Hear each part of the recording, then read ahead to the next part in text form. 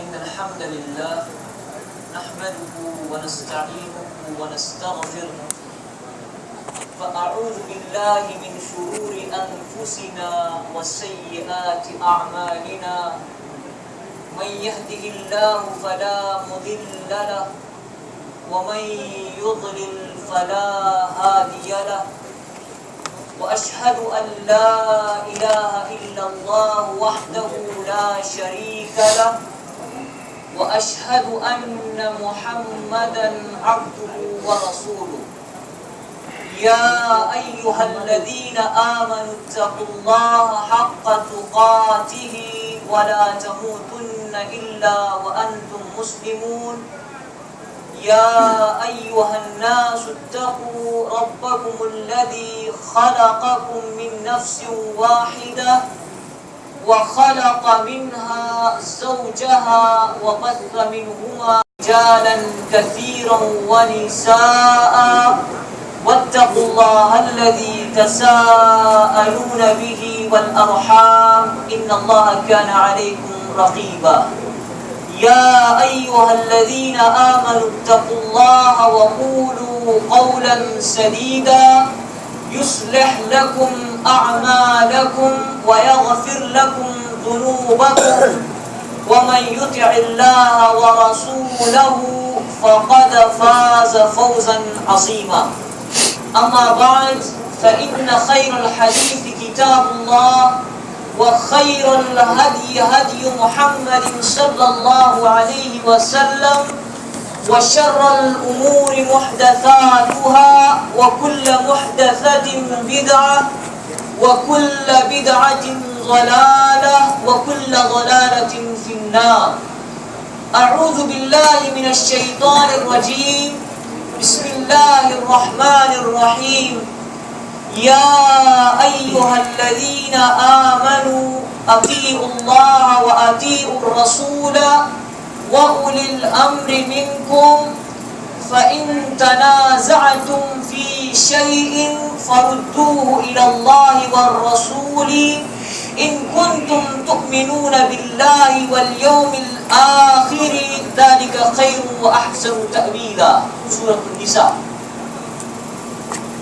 خطبہ حاجہ کے بعد میں نے آپ حضرات کے سامنے سورہ نساء سے ایک آیت کی تلاوت کی ہے. اس آیت کو سامنے رکھتے ہوئے آج کے اس پروگرام میں مجھے جس عنوان کے تحت جس ٹاپک کے تحت بات کرنا ہے وہ ہے اتحاد و اتفاق کی اہمیت اور اتحاد کیسے قائم ہو سکتا ہے. یہ دو چیزیں ہیں، اتحاد اور اتفاق کی اہمیت، پوزیشن، اور اتحاد اور اتفاق کس طرح سے قائم ہو سکتا ہے.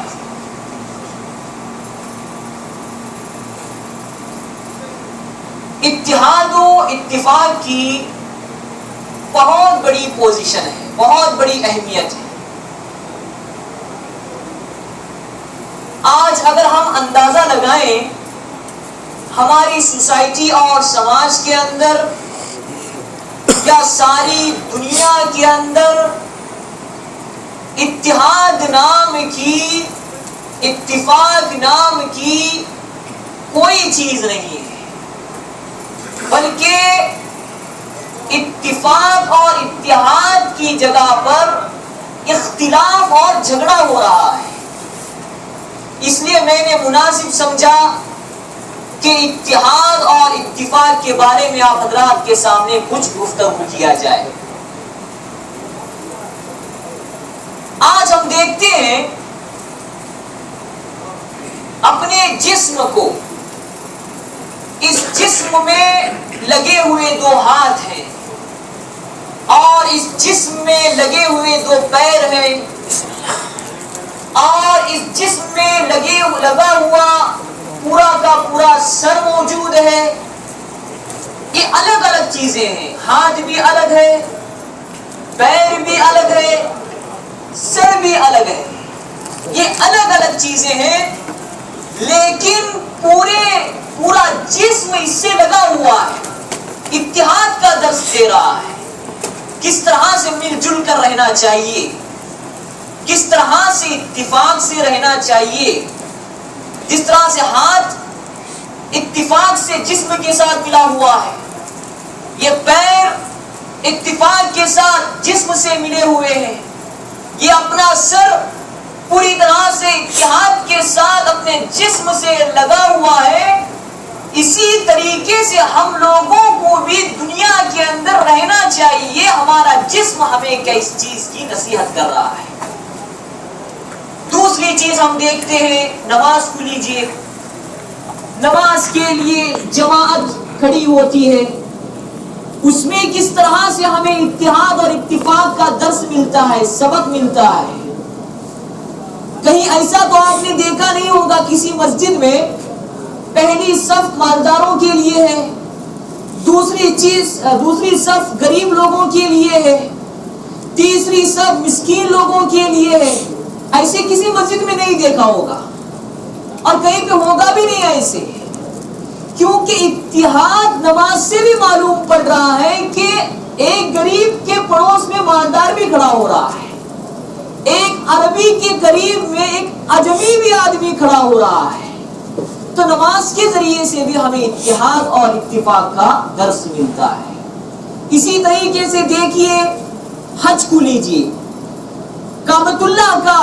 حج کرنے کے لیے، طواف کرنے کے لیے لوگ جاتے ہیں، دنیا کے کونے کونے سے طواف کرنے کے لیے آتے ہیں، حج کرنے کے لیے آتے ہیں۔ کوئی انڈونیشیا سے آتا ہے، کوئی پاکستان سے آتا ہے، کوئی ملیشیا سے آتا ہے، کوئی انڈیا سے آتا ہے، مختلف ممالک سے، کنٹری سے لوگ کعبۃ اللہ کا طواف کرنے کے لیے آتے ہیں، حج کرنے کے لیے آتے ہیں۔ اس میں کالے بھی ہوتے ہیں، اس میں گورے بھی ہوتے ہیں، اس میں مالدار بھی ہوتے ہیں، اس میں نیچے طبقے والے بھی ہوتے ہیں، اس میں عربی بھی ہوتے ہیں، اس میں اجمی بھی ہوتے ہیں،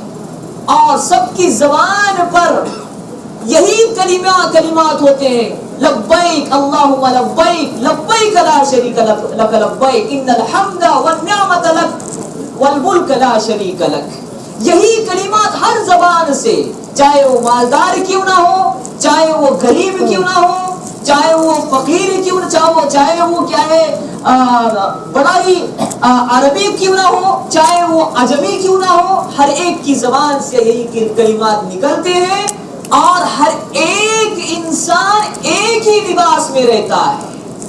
کسی کا مالدار کا لباس الگ نہیں ہے، کسی غریب کا لباس الگ نہیں ہے، کسی عربی کا لباس الگ نہیں ہے، کسی اجمی کا لباس الگ نہیں ہے۔ یہاں پر بھی حج کے ذریعے سے بھی ہمیں کس طرح سے مل جل کر رہنا ہے، یہ حج کے ذریعے سے بھی سبق دیا جا رہا ہے۔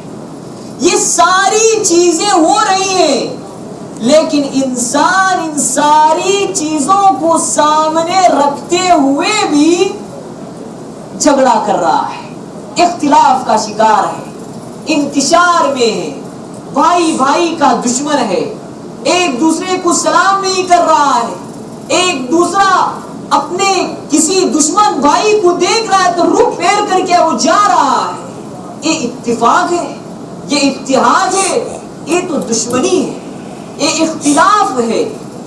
اور اتحاد یہ اللہ تبارک و تعالیٰ کا بہت بڑا گفٹ ہے، تحفہ ہے، اللہ کی بہت بڑی نعمت ہے۔ یہ آپ اندازہ لگائیں، زمانے جاہلیت میں جب اللہ کے نبی جناب محمد مصطفیٰ صلی اللہ علیہ وسلم کی ولادت ہوئی، آپ صلی اللہ علیہ وسلم مبعوث ہوئے، عرب کا ماحول کیا تھا؟ زمانے جاہلیت کا ماحول کیا تھا؟ ہر طرف برائیاں تھی، ہر طرف فسادات کی زندگی بکھر گئی تھی، معمولی باتوں پر جھگڑا ہو جایا کرتا تھا، معمولی باتوں پر خون خرابہ ہو جایا کرتا تھا، معمولی باتوں پر بھائی بھائی سے جھگڑا کرتا تھا۔ ایسے ماحول میں اللہ تبارک و تعالیٰ نے اتحاد کا درس دیا۔ وہی اتحاد وہ چیز تھی جس نے مسلمانوں کے دلوں کے اندر محبت ڈال دی. اللہ تبارک و تعالیٰ نے قرآن کریم کی آیت کے اندر فرماتا ہے, سورہ آل عمران کی آیت ہے, وَاعْتَصِمُوا بِحَبْلِ اللَّهِ جَمِيعًا وَلَا تَفَرَّقُوا وَاذْكُرُوا نِعْمَةَ اللَّهِ عَلَيْكُمْ إِذْ كُنْتُمْ أَعْدَاءً فَأَلَّفَ بَيْنَ قُلُوبِكُمْ. تم اللہ کی رسی کو مضبوطی سے پکڑو اور فرقہ فرقہ نہ ہو جاؤ اور گروہ گروہ میں نہ بڑھ جاؤ. اللہ تعالیٰ کی نعمت کو یاد کرو, اللہ کے تحفے کو یاد کرو.